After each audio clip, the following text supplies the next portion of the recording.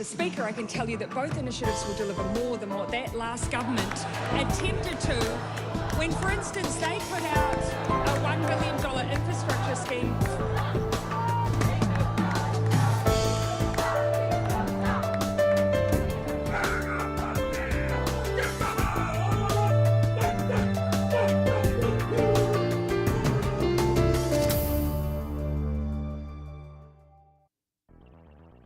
Hey, tēnā koutou katoa. Today I'm joined by political scientist Paul Buchanan, and Paul and I are going to examine the significance of public protests that have challenged authoritarian regimes in both the People's Republic of China and the Republic of Iran.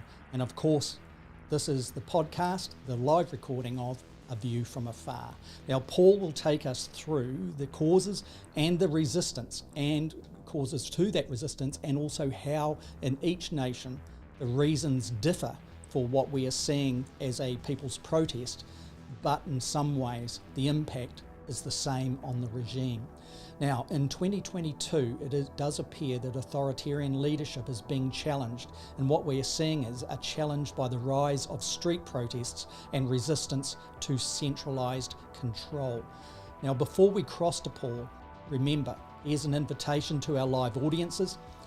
Feel free to interact with us while we are live, and you can do so primarily through YouTube or on Facebook. But YouTube at the moment is probably the best, as Facebook is having a few changes in the way it handles such things. But remember, if you do make comments or lodge questions, your interaction may be included in this broadcast. So with all that done, let's cross to Paul Buchanan, and we're going to dig deep into this most pressing and important issue. Tēnā koe, Paul. Good to see you, Eho. Well, thank you, Selwyn. Kia ora to you and to our listeners, viewers. I apologize for coming on a little late. I have what might be called the Argentine soccer hangover. Some of our listeners may not know that I grew up in Argentina, and I'm a pretty rabid fan of their soccer team in the World Cup. So the 9-year-old and I today spent the morning cheering for Argentina. The 9-year-old is sick, by the way. He's not wagging school. No, he's not wagging school. But look, I hear there's a bit of Latin American flair that is in evidence with the game at the moment, Paul. So how do you predict the Argentinian team actually going forward here? Oh, it's a strong team. They lost their first game, which was a shock. But they wound up at the top of their group. This is very important for Argentina, because Argentina is in the middle of an economic and political crisis, and someday we can talk about that. The whole country, I was telling my son, soccer is a religion in Argentina. It's not like the All Blacks. You know, some people here in New Zealand are really fanatical about the All Blacks, but not all people are. In Argentina, it's an all-consuming passion. And so the country stops. I mean, literally stops. And they have one of the greatest players of all time, Lionel Messi, their number 10, is playing his last World Cup. So this is it for him. He's never won it. He's got a strong team around him, a mixture of very young players and then some seasoned veterans. And they look good. They look good. They again, that first game was an aberration. So hopes are very high, but I can tell you, I mean, this will sound unpleasant, but it is the truth. When Argentina loses, if they lose, then dogs and wives need to beware, Right. because men will go nuts. There'll be riots. That's the bad side of having that passion. Yeah, the Is ugly side of sport. Yeah, yeah. Yeah, well, it's also part of Argentine culture. I love Argentina. It's my adopted country, but I know it warts and all, and I just know that if they lose, particularly if they lose bad, which is a distinct possibility. I mean, this World Cup's full of upsets, and the teams are very evenly balanced. But unfortunately, the dark side of machista culture then comes out, and people take it out on wives and dogs. So let's hope it never comes to that. I'm trying to raise my son to understand the good and the bad of the Argentines. So we were talking about this. He's like, why would they hurt the people that they love or their animals? And I'm like, you just have to understand these guys lose their minds, and it's a social problem. But for the moment, Selwyn, we're really quite happy. The bottom line for an Argentine soccer fan, other than wanting Argentina to win, is one other thing, and that is Brazil must lose. After Argentina winning, I'm rooting seriously for Brazil to go down in flames, because that rivalry, again, in New Zealand, they talk about Australia. In the United States, they talk about Canada. There's nothing that compares to the Brazilian Argentine rivalry. And so, if Argentina doesn't win, so long as Brazil doesn't win, I can live with that. So how's this for a segue, Paul? See if this works. And of course, we're talking the World Cup. There have been major protests by all sides relating to the Iranian issues. And that's complex. We'll get you to talk back through that. That's my segue, Paul. Very good. Of course, we've got the China revolt also against zero COVID, and many other things that have joined into that protest and a resistance. So just handing it over to you, Paul. You've got an important frame that you're going to evaluate and define for our audience so they can see through their own mind's eye what you were talking about as we go through this program. So just over to you for that. Okay, great. Yeah, before we get into the specifics, I think it's better to conceptualize what we're looking at here. And just as a minor aside, to keep the segue going, China is not a soccer playing nation. It doesn't have a team in the World Cup. So the regime cannot try to divert attention into nationalist support for a World Cup team. Iran can and has tried to, and we'll talk about that in due course. So the Chinese, they're bottled up. They don't have a sports that they can focus on. So the regime's got to get a little more creative. Now, these protests involve several concepts, and I think we need to lay them out first, and then try to discern, the areas of commonality and difference between the two protests. I'll start with the regime's point of view. I'm going to play both sides of the fence here. For the regime, in both instances, the question is whether to repress or to reform. And that in turn depends on two things on either side of the fence. On the regime side, it largely depends on the interaction between hardliners and softliners within the regime. You see, these protests are sort of like a vice putting something under pressure. This will put pressure on the regime and reveal its factions. And the question then is, the hardliners, of course, will want to repress. And they will want to repress because they say, if you lighten up on these protesters and accede to any of their demands, then they're going to make more demands and a snowball effect will take, and we don't want that. The softliners or reformists will say, look, let's give them something, and they'll go home. And so the debate there is, will they go home if we give them something, or do we have to crack heads from the beginning? On the other side, amongst the protesters' side, there is the question of whether the grievances or the complaints are material or ideological. And I should just pause. That's interesting, and point out that part. Yeah, let's focus in on Yeah, what okay. that means. Yeah. Yeah, so I figured I throw it out there, and again, the listeners, the viewers can come in and offer their views on this. So, in social movement theory, there is this awkwardly named theory: greed versus grievance.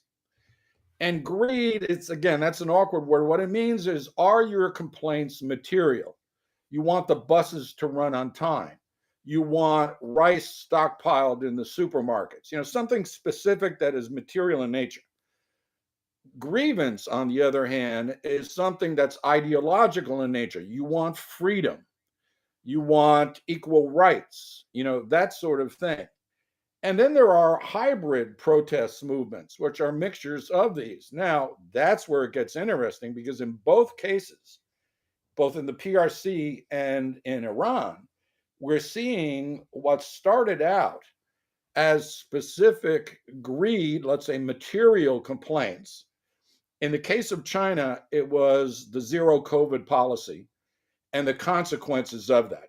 People died because they couldn't get out of a building fire. A young boy died because the cops prevented his father from taking him to the hospital.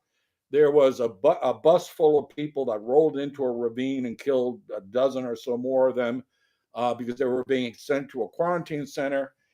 People have had enough of the draconian approach to COVID, and so it's very specific. They wanted to be able to get out of their apartments and go back to some semblance of normality. And there's a couple And of issues relating to this that actually elevate it as significant as to why. It seems, from what we're hearing, the vaccine that the Chinese have been producing for their own population is not as effective as those vaccines that most of the world has been receiving. So there's a sense of politicisation relating to the vaccinations. And the other thing with the containment, there's this belief in China, it seems, and I'm talking about reportage here, if that is accurate, that's suggesting that people are starting to actually massively look at whether or not being locked away is actually inhibiting their ability to develop a response to the current variants, meaning that if they get them, they're going to be whacked hard. So, Paul, that little nuance is lying underneath that part of the compulsion to protest, isn't it? yeah, and here's where things get interesting. And you're absolutely right. I mean, the zero COVID policy and the ultra nationalism that the Chinese have brought into it, not refusing foreign vaccines and whatnot. The trouble is they cannot shut off all social media all of the time. The hard fact is that they censor a lot, but they can't stop everybody in real time.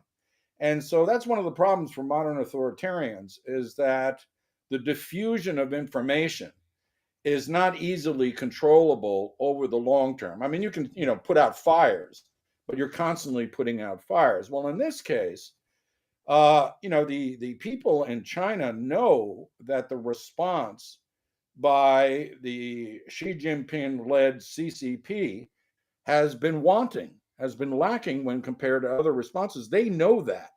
And yet they're being shut down because this is a matter of face for Xi and the CCP. And remember, he was just consolidated as king, if you will, at the party conference a month and a half ago. So this is going to bring out the fissures within the party. But there's another thing going on, which gets back to the ideological and the material. This started out as a material protest. Okay, we want out of our apartments. We want to go back to normality.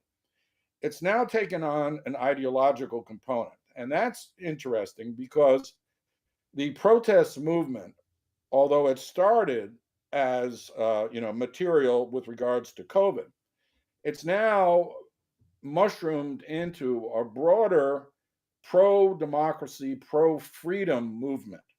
Now, there's some issues here. I tend to see a lot of cheerleading outside of China, here in New Zealand, dissidents and protesters in the West make it seem as if they're going to topple the regime. That's not going to happen. But what's interesting is that the people who are pushing off of the material and trying to make these protests ideological are young university students. You see, the original protests were middle-aged people who had enough. It So wasn't the young. we're Well, the looking young at didn't. potentially, I don't want to get ahead of what we're witnessing here, but I'm just raising this as a question. Are we looking at a generational shift of attitudes within the People's Republic of China? Because that's what we're talking about right here as opposed to Iran. And what does that mean if the answer to that is yes, Paul? Well, it's a very good insight because we mentioned that there are hybrid strategies on the part of the regime. Again, I'll hark back to the fact that I'm going both sides of the fence. So what you've got here is middle-aged and older people who might be satisfied if you throw them the carrot of lightening up on the COVID restrictions, which in fact is being done. In several cities, they've loosened the restrictions a bit. In a number of cities, the police have not repressed hard. They've sort of stood around and allowed people to hold up their blank sheets of paper and protest and that sort of thing. So there is an attempt by the regime to mollify the material demands, those are initial demands, on the part of the original protesters, which again were older. However, the young are not satisfied with this. They're now questioning the regime. And I'm not going to say it's a Tiananmen moment, but it's about as close as you can get to it in the last 2 decades. So the question then becomes for the regime, do we start cracking down, refuse to give in any more than we are, and we target the youth? We're not talking about democracy. We're not talking about freedom in Western terms. You shut up about that. We will loosen on the COVID restrictions. We'll let you guys go back to work, but limit your demands to that, or you'll feel the very heavy hand of repression, which, quite frankly, the Chinese have not used yet. We see the police arresting people, but you're not seeing mass repression the way the Chinese can do it. Yeah. I said to you before we went on air that some of the clips coming out of Reuters and others that are there recording this, and in the first instance we saw a British journalist actually manhandled and taken away. But having said that, we're seeing police officers that are basically walking past young people holding up the white sheets of paper, some of those white sheets of paper, because we know what that symbolises, and some of those white pieces of paper actually with writing on it in English stating exactly what that individual's grievances are. So, and the police walking past that. So we're seeing in some ways a way of handling such things in China that is different than what we would have expected. Even going back a couple of weeks ago. And so do you think that is a testing type of approach that the centralised authoritarian government of China is advancing? Or do you think that there's more to it here, that they're actually concerned and they don't want this popular movement of the young to become a fast, sharp spearhead type manoeuvre like they witnessed in Hong Kong?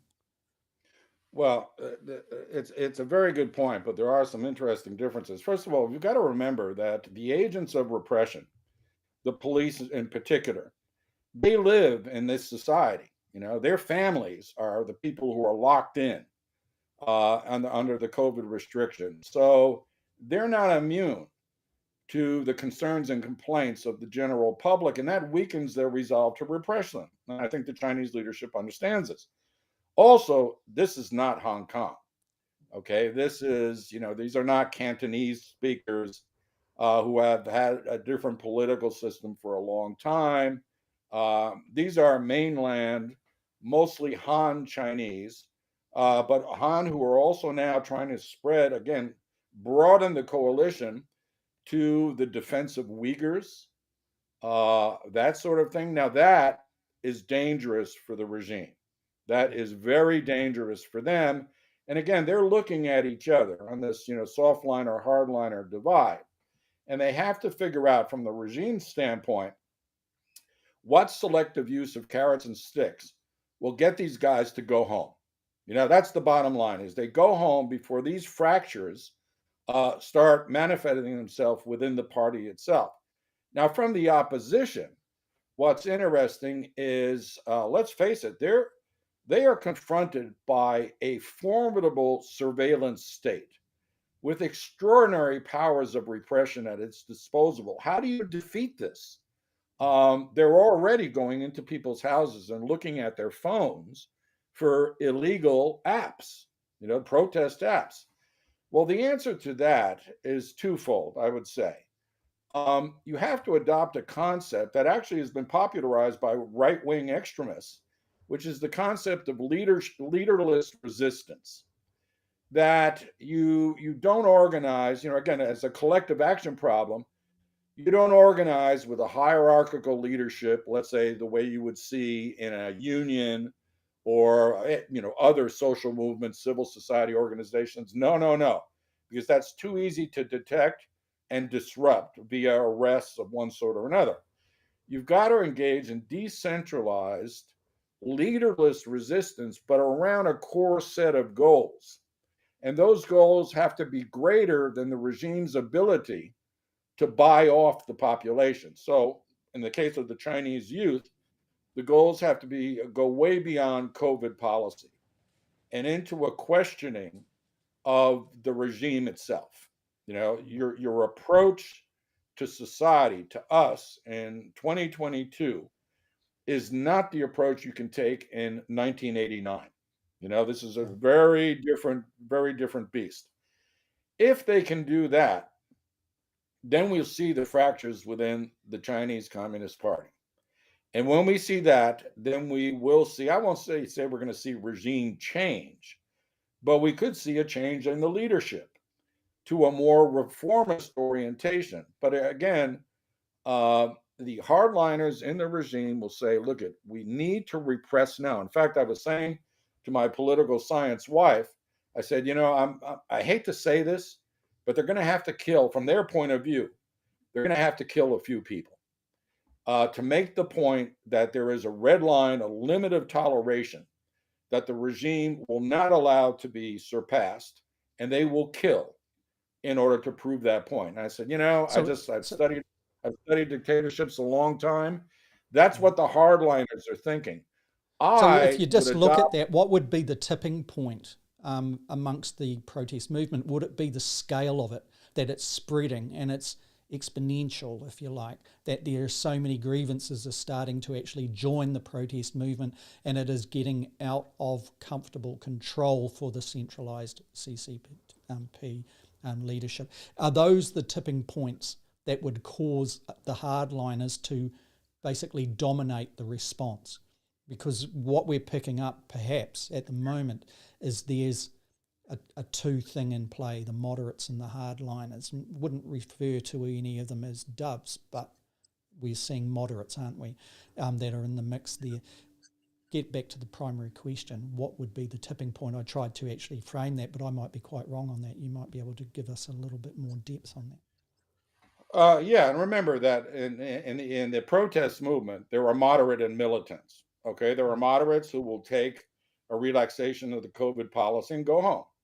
And then there are militants, again, much more young, much more ideological in orientation, who will not be satisfied with that. Well, from the other side of the ledger, the important thing is this. You said, what could cause them to decide to start really repressing?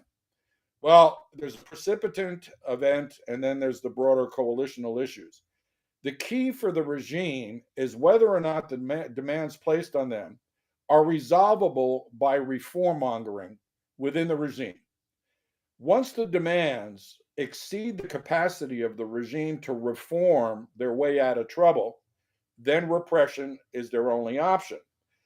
A precipitant that would cause the hardliners in the regime to gain the upper hand is if a policeman is killed. Very specific instance. But if not that, where people start fighting back using lethal force, then it is the scope of the demands. I mean, if you're calling for Xi Jinping to be removed, which many protesters are, mostly outside of China, but also inside of China, that is a direct challenge, not only to his leadership, but everybody who surrounds him.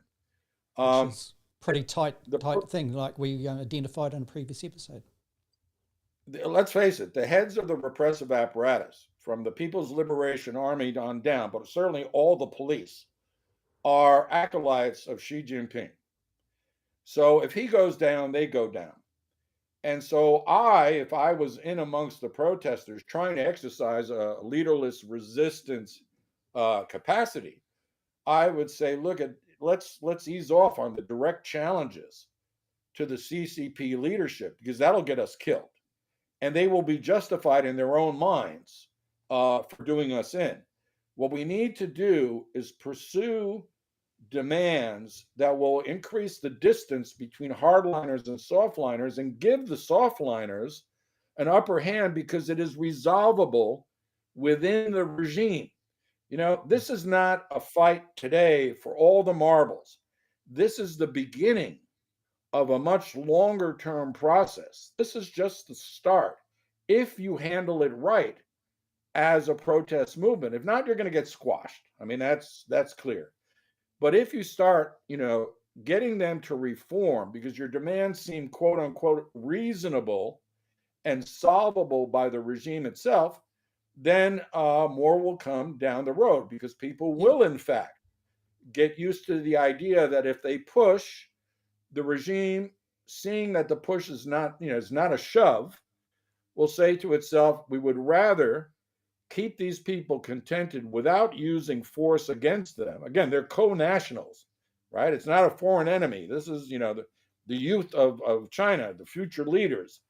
Rather than repress them, let's just give them what they want. And I'll come back to this theme when we talk about Iran. Yeah. But, I was just going to say, just before you do that, that some of the interesting comparisons in history, recent history in a sense, can go back to other countries that have strong federal controls. For example, the cultural and generational shifts of the 1960s in the United States, and then, the cultural shifts that swept the world on all sorts of popular movements, driven in so many different ways. And the response in those in the 60s and early 70s, in those years after the Kennedy assassination and assassinations of the brother, of course.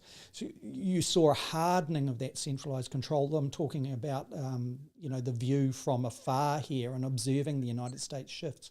So that had obviously hit a tipping point where, what comes to mind is Kent State University, where the state and the National Guard basically shot students as they were on campus. And we saw many other examples of that. You had the civil rights movements, all of these things happening. Now, within China, is there kind of comparisons that can be identified on what we could expect going forward? Because when there's a generational shift in play, time's on the younger generation side, isn't it? In some ways, in a very soft way, we saw this in 2017 in New Zealand with the vote shifting to Jacinda Ardern, and you can see the new younger leaderships at that time coming into play around the world in different manifestations. But getting back to China, Paul, I just wanted to insert that in there. What can we expect to see in the short term?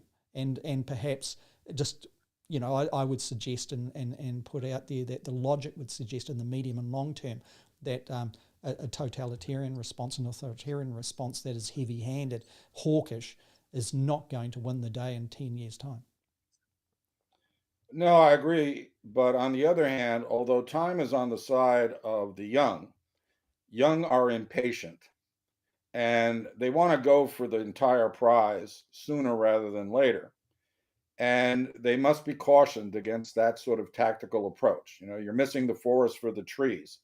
The long-term fight, which ultimately will be about the character of the Chinese Communist Party in 20 years, what is that going to look like?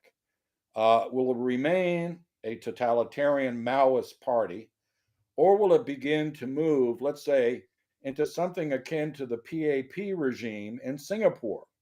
A very liberal authoritarian regime that even has the liberty of staging elections that it handily wins, of course. But, yes. It's elections a much more it cannot lose. It cannot lose. But it has, an opposition, in fact, a workers' party is the main opposition in Singapore. The point being is that the Chinese regime needs to be looking at examples like Singapore. Singapore early on, when Lee Kuan Yew was running the show in the 70s, was very repressive and very draconian. That whole you get executed for chewing gum type of stuff. Now it's a very, very liberal regime, what we call a soft authoritarian regime. And the Chinese would be wise, even though they're much bigger and there's, a lot of complexities involved in China that you don't see in Singapore, but they'd be wise to look at how to, again, the word is reform monger, as in fishmonger, you're selling reforms to the public. And these protests would allow the regime to get out in front of future protests by hopefully using their domestic intelligence services to identify what are potential hotspots down the road. COVID today, but what's down the road that will get particularly the youth galvanized? Hey, I was going to ask you, did you say before we came on the air that you had a clip that would illustrate some of these nuances in the Chinese approach? Yeah, what I'll do is a little bit of a technical thing here, but I've got a question from David Mooring. Paul, I'll put you on full screen to address that question. It's a really good one while we finish off with China. And the clip that you're referring to is our entry into the Iranian debate, I understand, yeah? Or did you want the Chinese one?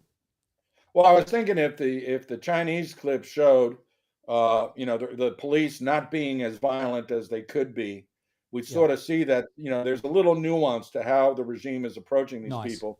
I'll arrange that. I'll just bring up David's question. David, of course, is a regular and a person who puts questions and comments into us during our live broadcast. And David Mooring, thank you for this one. He says, any comments on John Key, who's the former New Zealand Prime Minister here, of course, statements on News Hub New Zealand, which is a news organisation here in New Zealand, and a quote here, United States is trying to use Five Eyes to create aggressive bloc against China, Sir John Key tells the Chinese media. Paul, I'll just put it over to you because it seems quite an interesting comment coming from a former Prime Minister of New Zealand. Yeah, thanks, David, for the question. Let's be honest. John Key is a Chinese toady. He's on the board of a couple of Chinese firms. Reminds me of Jenny Shipley and Don Brash. Interesting that they're all from the same party. That once they leave politics, they start sucking up to the Chinese. And I'm sure there's a material benefit for them doing so. But John Key can kiss my rear as far as I'm concerned. The Five Eyes is not necessarily increasing its approach to China, its hostile approach to China. It has been hostile towards China for at least 10 years. And it was always New Zealand that was the outlier because we're the ones who spent a lot of time bending over to the Chinese with the bilateral FTA and that sort of stuff. That's why we were considered the weak link, because we're part of the most sophisticated signals and electronic intelligence gathering system in the world. And yet we have political leaders who are supplicants to the authoritarians in the Chinese Communist Party. That causes concern to all Western security. We are the Achilles heel. And what's finally happened, and to their credit, the Labour government has done this, much to the amazement of people who think that the New Zealand Labour Party are communists. It is Labour that has decided they've had enough with the Chinese influence operations in New Zealand, Chinese espionage in New Zealand, Chinese intimidation of dissenters in New Zealand, Chinese intimidation of Taiwanese and Hong Kong citizens or expats in New Zealand. Labour has had enough. And so what it's done is it's joined the band when it comes to dealing with the Chinese. They are, in the Western estimate, the primary strategic threat to the Southwestern Pacific. That's not my perception. And I would add that those strategic leadership decisions within the National Party in New Zealand could take some lessons from this, that the response from the Chinese relating to the voice of human rights concerns from New Zealand seems to have been accepted. The statements from the very top of the People's Republic of China with respect to New Zealand and Jacinda Ardern's push on this, where she met with Xi Jinping on a bilateral, only a matter of just over a week ago, And the response there was one of respect, which was quite different to the responses to the Canadian Prime Minister Justin Trudeau, which was made really popular and zoomed around the world, almost viral. But I'll just make that point, that within countries like New Zealand, there's no need to go licking the boots of a giant like China. Not now, anyway. When you do seem to have developed a respect and an open dialogue in a way that the Chinese feel, oh, well, they're a small nation, but we get what they're saying. We might not agree, but therefore, good on you. Let's get back to the common ground in business. But Paul, I've got that clip that we're talking about. I'll just kick it off here, and we'll move over to that. And just feel free to comment on this, Paul. Continue on at any stage here. I'll do the voice. Such displays against China's Communist Party take courage and run great personal risk. But public frustration following 3 years of draconian efforts to contain COVID-19 has boiled over, with protests erupting across the country. Here, in footage shared on Twitter that hasn't been independently verified, a man can be seen speaking passionately to a crowd in Shanghai. Moments later, he's surrounded before the effort to bundle him into a car.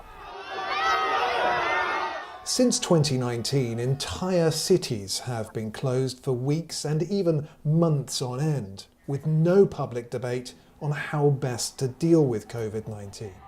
But the catalyst for these rare acts of defiance appears to be an apartment fire in Urumqi on November 24th, in which 10 people were killed. Urumqi being a city where residents have been on lockdown since August. We believe that with the leadership of the Communist Party and the cooperation and support of all Chinese people, our fight against COVID-19 will be successful. But 3 years on, all that lockdowns have achieved is delaying the virus's spread and a Chinese public that has far less immunity to it. Police broke up many peaceful demonstrations in cities across China over the weekend, as well as those in Hong Kong. But it wasn't just locals who were targeted by police. Here, BBC journalist Ed Lawrence is brought to the ground while covering the protests in Shanghai. Hey, Barry, call the consulate now. Mr. Lawrence has since been released.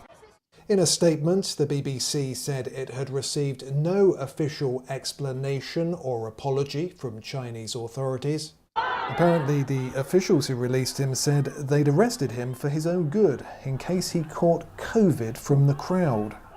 Very good. Similar demonstrations have been taking place on college campuses around the country, where students hold sheets of blank white paper, which are said to represent censorship. Local protests aren't uncommon in China, but usually they're targeted at a local government issue, with protesters typically appealing to Beijing to right the wrong, as it were. But these protests are notable for criticising a national policy and communist government excesses. So that last part there, Paul, is significant to what you were saying, and that was a good backgrounder from the Wall Street Journal. Just wanted to give credit to them for that. So we saw in that last clip some of the things that you were talking about here, and that was the police being tolerant to very pointed messages on the white paper protest that is occurring in cities around China. So perhaps just before we cross on the issues of Iran. Let me just say something about that clip, because it actually encapsulates a lot of what we've been saying. First of all, I can't really be too concerned about the plight of Western journalists.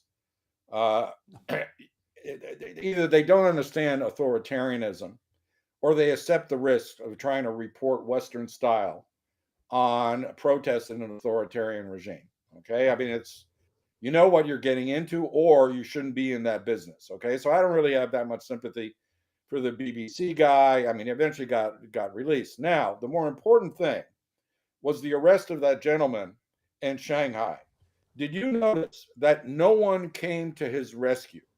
The police bundled him up, bundled him into a car, and people stood around and watched it. The day that changes and people start trying to prevent the police from arresting leaders, right? Because that you could be construed as an example of leaderless resistance. The moment they start stepping in to prevent the cops from arresting people like that, that's when you know the rubber will meet the road. Because the hardliners will say, okay, now we can't allow people to prevent the police from arresting dissidents. The militants in the opposition will say we cannot allow the police to arrest leaders like this. And then you're going to have, again, the rubber will meet the road one way or the other. The last thing I'll say about that, and I may be a minority voice here, but I would be extremely wary if I'm in the protest movement of writing signs in English and directing them at foreign audiences, because the worst thing you can do, and this has been seen time and time again, is to ally yourself, or worse yet, get funded by the United States of America in your protests. Yeah. That happened to the color revolutions in Eastern Europe.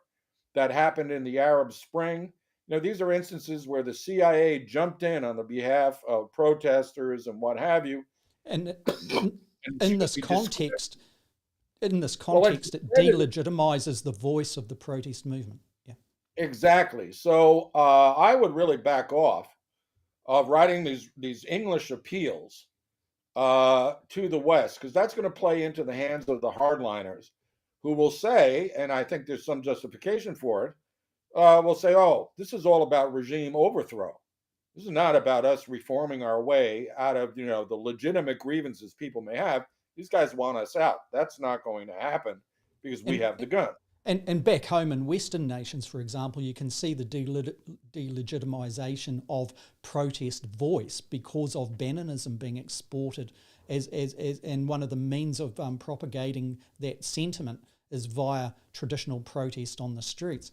And that's I would suggest that's one of the primary problems for the protest and activist movement of human rights and environmentalism in New Zealand going forward. They've got to extinguish all of that out of the road, if you like, so that their voice once again can get legitimacy on the public mood. So there are ways that we can understand what you were talking about here with respect to China and that the dangers of that, and also from the point of view of the regime taking an opportunity to wipe things off the table as opposed to progression. Right, but let's be very clear. Steve Bannon and other right-wing extremists are targeting liberal democracies. Yep. They're using the freedoms of speech and association. They see them as the Achilles heel of democracy. So they have space to maneuver. That space does not exist in dictatorial regimes like that of the CCP. That is not their Achilles heel. I was talking as an example, a comparative example with respect to delegitimizing a movement or the voice of protest within an organisation. No, I got you. So as opposed to the elements of nuance of free speech and the opportunities it provides for those that might manipulate it. Yeah, you can be assured that the CIA has its people in China, with their ears to the ground, trying to help out. I mean, that's just the way it goes. The thing is, and I don't know how they train field officers these days, but they need to understand what you and I have just talked about, which is the fight ultimately is inside of the Chinese Communist Party. What happens outside is just that pressure vice being placed on the CCP, but it's the CCP. It's literally like, the uranium core of an atomic bomb. You need to put pressure on it to get it to blow. That nuance differentiates external influence campaigns against dictatorial regimes from those against liberal democracies. But you're absolutely right. If you can discredit the foreign influence, and God forbid, you can catch a foreign agent, in the company of protesters, then let's just say it'll be a lot easier to repress, without mercy. So let's hope not. Let's hope they stop with the English language signs, and this movement can, under a leaderless resistance paradigm, can broaden beyond the scope of what the CCP can reform easily yet not challenge it in the present moment, but set up the stage for further, deeper reforms down the road. Okay, so let's get into Iran, and we'll dig into this right now, and then we can do some comparisons on what is happening here. And are we seeing, because of the globalisation of communication in this day and age, that the populations that are contained within authoritarian states that see a means of developing and advancing their own grievance? But I'll just bring this up, and then we'll kick back into it. Woman, love, freedom! Woman, love, freedom! Woman, love, freedom!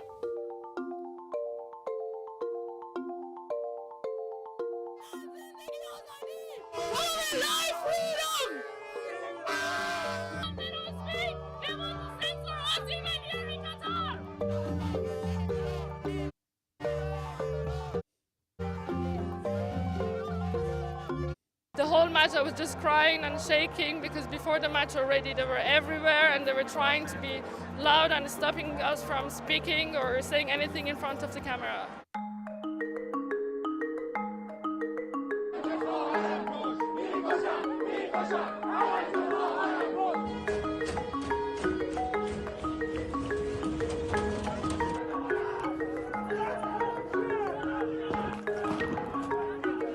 My priority is not soccer, is not World Cup. My priority is my people in Iran who are fighting with Islamic regime with empty hands for their basic rights.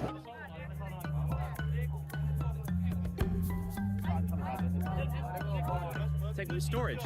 We have nothing else to wear.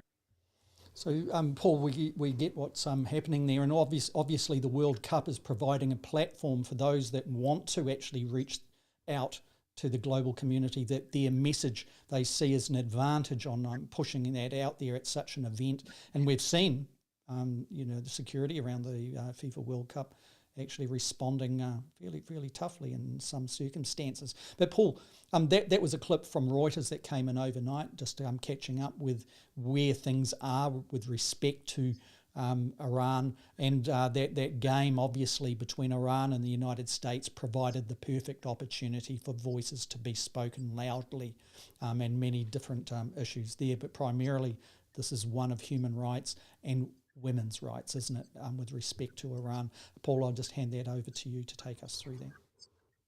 All right, there's a couple of distinctive features in the Iranian protests. The first one is that this is an ideological protest. This is not immediately over material things. This is about women's rights in particular, and is precipitated by the murder in morality police custody of a young ethnic Kurdish woman. And I'll circle back to that in a second. So what we've got is an ideological protest from the beginning. And what's interesting about that is it absolutely is driven by young women in particular.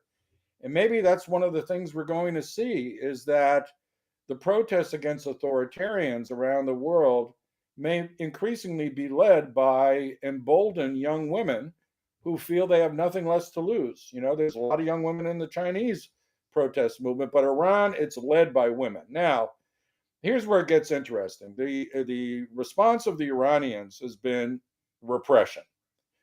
No attempt at co-optation. I mean, when the protest began, I thought to myself, the best thing that the Iranian regime can do is relax the laws governing the wearing of hijabs.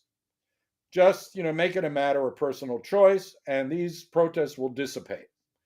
Instead, they crack down.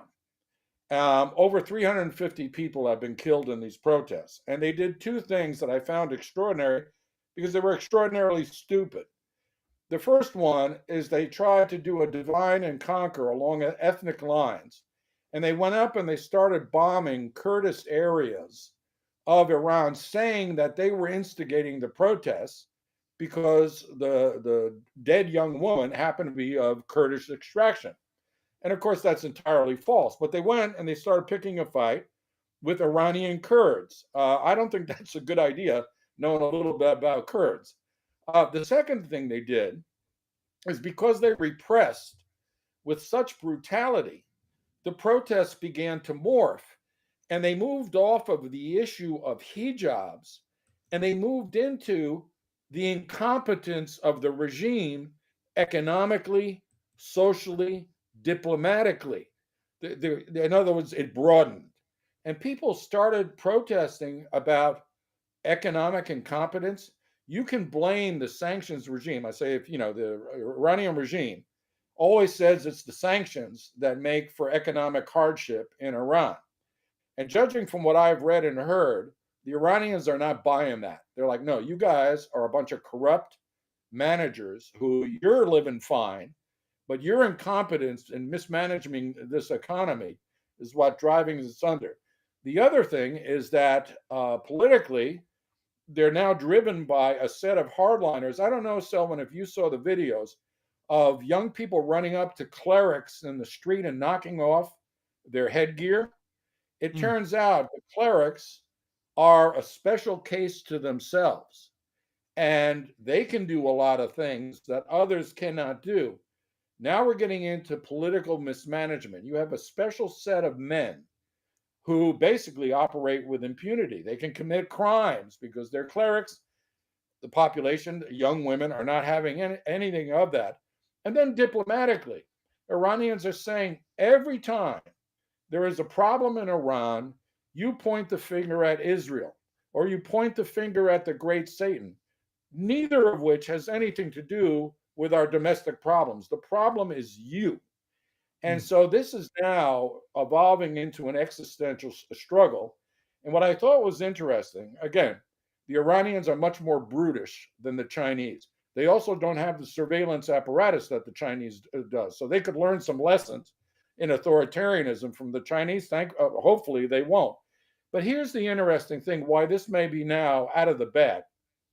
The Iranian regime, Iran is a soccer playing country.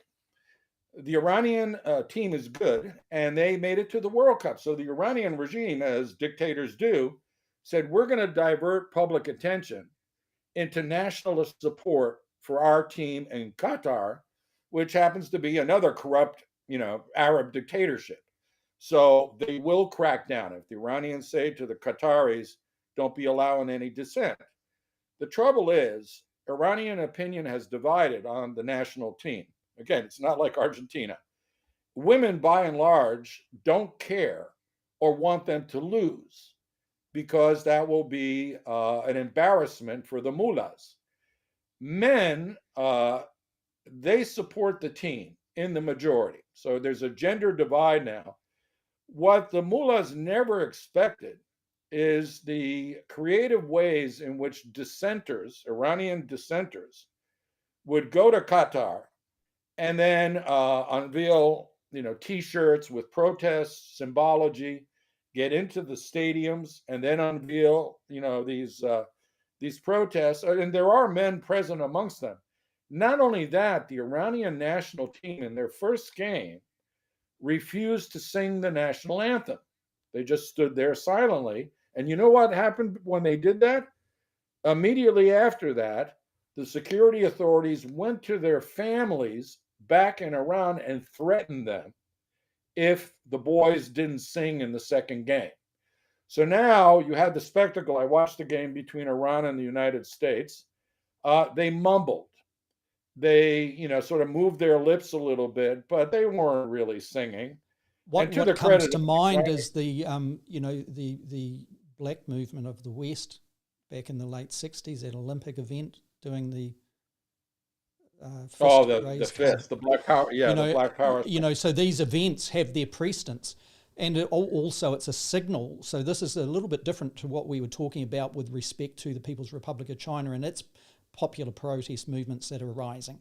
This is something where there was an opportunity, and it's is pushing. Now, look, Tama Curtis has put a question here, and I understand where he's coming from because it's something that we raised in this context. The question came in, what is the likelihood of a Western nation supporting a rebellion in Iran or China, but particularly we're talking about Iran here, or perhaps Five Eyes collectively? Now, that I understand where the question is coming from because the voice of this movement is at a very big forum, and what is the purpose of that voice being expressed or exported to globalized governments and political movements. So I guess I'm just framing that a little bit, but hopefully I've picked up the nuance of your question there. We've got other questions that have come in too that I'll probably address, but this one's a good one too, Paul.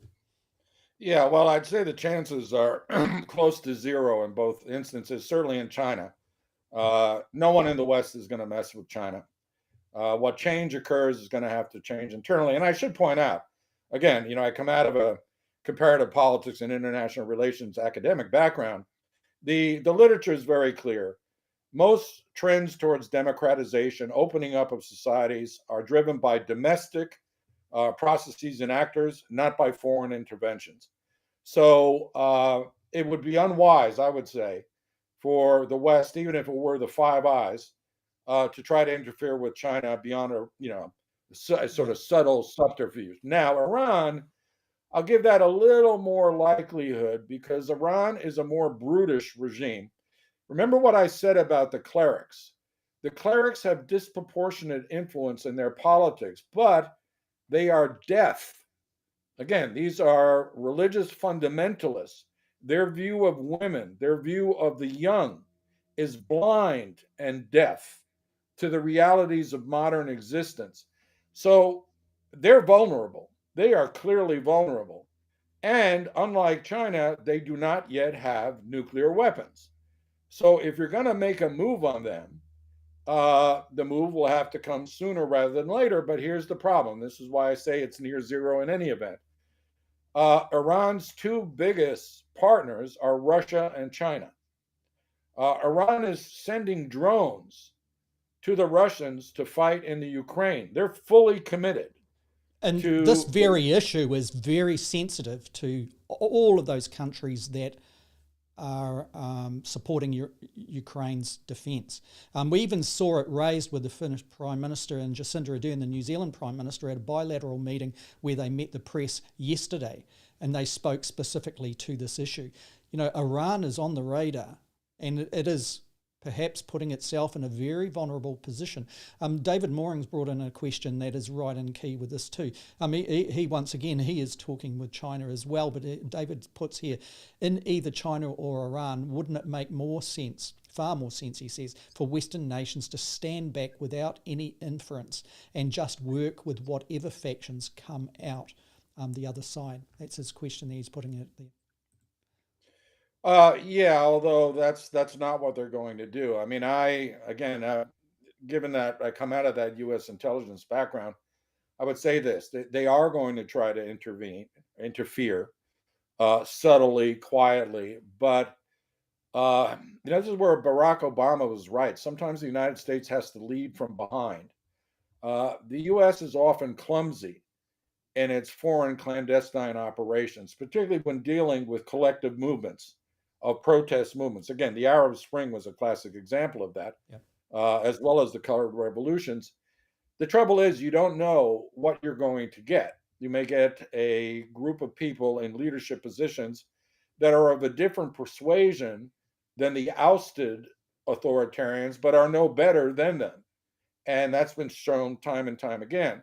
So I think that they will try to meddle. But if they're going to meddle, then countries with more history vis-a-vis Iran, let's say, for example, Germany, might be the ones to be, if you will, the tip of the spear. But I would advise, again, after, I just said, it's domestic actors and processes that bring about regime change, durable democratic regime change. So I would advise against any interference that, well, certainly not overt interference. However, with Iran, there is one thing that I can see coming up pretty quick. You could argue that the Iranian supply of combat drones to the Russians is an act of war against the Ukraine. And you know what? I'd buy it. I'd buy it, which means the Ukraine can target Iranian assets. There are Iranian trainers in Crimea, and the Ukrainians have started to target them. They're the guys who are training the Russians on how to use these suicide drones and what have you. Maybe if Ukraine because Ukraine's interests are not entirely synonymous with those of NATO and the West writ large. If the Ukrainians were to start targeting, for example, Iranian flagged freighters bringing weapons into the Black Sea, indeed they would expand that war. But the Russians are pretty stretched as is. And if it turns out they expand the war to start targeting Iranians and Iranian assets because the Iranians have basically declared war on Ukraine, that could undermine the leadership in Iran. I don't think that, again, the same thing applies to Iran. There are hardliners and softliners inside the regime. There are moderates and militants in the opposition to the regime. What you want to do is a hardliner versus militant equation will lead to violence and death. All right. So hardliners versus militants, nothing good's coming out of that. You want to arrange it so that the reformist softliners in the regime and the moderates in the opposition gain the upper hand in their respective camps. Then they can come to terms with each other around a narrow range of negotiable issues. I mean, that's the key strategic equation here. If the Ukrainian declaration of war on Iran, or without a declaration, the targeting of Iranian military assets by Ukraine, supported in full by Western nations, will lead to the undermining, let's say, of the hardline leadership within the Revolutionary Guard, then that might be a potential opening. But in either event, I think it would be folly to try to intervene directly in order to pursue some outcome that leads to regime change. Even if it did, you're not assured that what's going to come next is necessarily pro-Western, pro-US, whatever you want. Sometimes you got to be careful for what you wish for.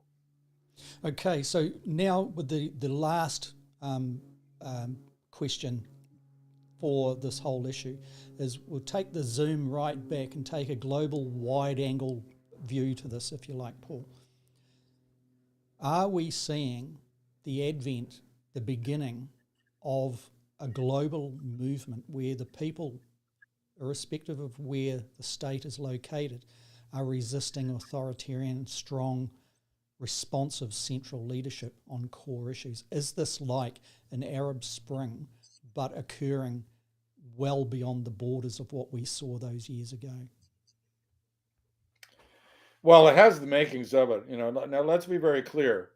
Both the Iranian revolutionary regime and the Chinese Communist Party regime are long-lived. Okay, they've been around for quite a while now. You've had a whole generation, in fact, now 1.5 generations born under them. In China's case, you've had 3. That's different than some of the newer nationalist populist regimes like, Erdogan in Turkey, Viktor Orban in Hungary. There are new bad guys on the block. But I think it's technology that is the key factor here. You simply cannot put out all the fires all at once. And I mention this because this is an axiom of revolutions and whatnot. There's an old saying that repression as the basis for rule obeys a form of Newtonian law. It wanes over time. You cannot repress the same amount of people in equal measure forever. Something's going to give. And that's where the protesters and opposition movements worldwide have the upper hand over the long term. The capacity of the repressive apparatus, minus some serious material or ideological justification, to continue to kill their own, definitely wanes over time. I saw this with Argentina during the Dirty War. It got to a point where people are like, I simply cannot kill anymore. I know these people are innocents, they're just opposition folk. And then to go and be ordered to kill their families, just cannot do it anymore. And so I think that this is going to become increasingly a problem for those authoritarians who continue to choose the path of repression either as a short-term solution or out of myopia and ignorance, versus those who need to liberalize in the face of what are quite clearly legitimate demands of domestic populations that are encouraged by social media intercommunication. And interestingly, the region where we're seeing plenty of this is in the so-called stans. Kazakhstan, Kyrgyzstan, Uzbekistan all have authoritarian leaders, but they're loosening the grip. It's been very interesting. And part of that is, remember, they're all former Soviet republics. And we And saw they're them being quite intolerant to Putin's push in the immediate aftermath of crossing the line into Ukraine. Good point. Yeah, and that's exactly that. That was a flag. If these guys aren't going to support Putin, and you have to realize the Russian influence in all of those former Soviet republics is very strong, very strong. My eldest son, my American son, was a Peace Corps volunteer in Kyrgyzstan, and he was astounded at the Russian influence. And this was in the late 2000s, 2008, 2011. The issue is this: the Stans have realized that Putin's way has no future. So it's better to step back from him now, regardless of the outcome of the war. As you and I have said, Russia's not coming out of this in an improved position worldwide. Its stature will not be enhanced, regardless of the outcome. And I think the smarter dictators around the world know this for a fact. And then they realize, yes, and to not suffer Putin's fate, then what we have to do is differentiate between demands that we can resolve on our own on the current political structure versus those demands that will lead to our overthrow. And so long as you steer the narrative and steer the reform mongering in the process of things we can control, you could be in office forever. Again, the Singaporean PAP regime is the absolute model for these guys to observe when trying to perpetuate their rule. Unfortunately, a lot of this crowd are brutes. They're not Lee Kuan Yew. And so their first response to any challenge is to repress. And as I just said, that's a short-term solution. Yeah. Oh, thank you for that, Paul. And just as we wrap this program up, it's been a good one, I think, Paul, and thank you for your contribution on that. What's really encouraging is our regular audiences will realise that we've been trying to encourage people to go across to YouTube, particularly for their interactions.